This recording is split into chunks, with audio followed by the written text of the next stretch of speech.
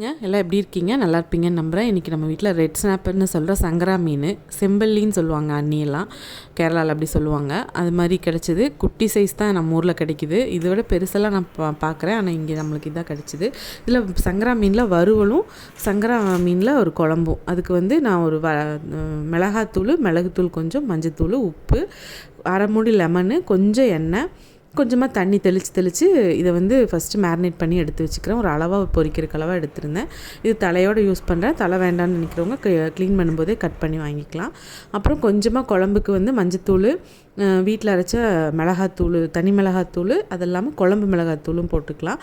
கொஞ்சம் இஞ்சி பூண்டு பேஸ்ட் போட்டு மேரினேட் பண்ணி வைக்கிறேன். இது எதுக்குன்னா குழம்புல போடும்போது கொஞ்சம் உப்பு பிடிச்சி நல்லாயிருக்கும். ஏன்னா போட்டதையும் நம்ம இறக்கிடுவோம்.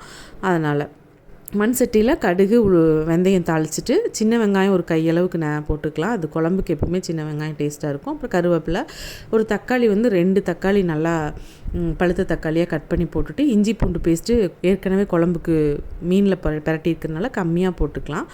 அரை ஸ்பூனுக்கு ஒரு மஞ்சத்தூளும், 1 ஸ்பூனுக்கு வெறும் மிளகாத்தூளும் மட்டும் போட்டு கொதிக்க வச்சுட்டு, ஒரு கொஞ்சமாக புளி, ஒரு ரொம்ப கம்மியான சின்ன நெல்லிக்காய், பெரிய நெல்லிக்காய் சைஸில் தான் புளி கரைச்சி அந்த தண்ணி மட்டும் ஊற்றிருக்கிறேன். அது கூட உப்பும் போட்டுட்டு, ஏற்கனவே நம்ம மீனில் பரட்டி வைக்கும்போது உப்பு போட்டதுனால பார்த்துட்டு போடுங்க.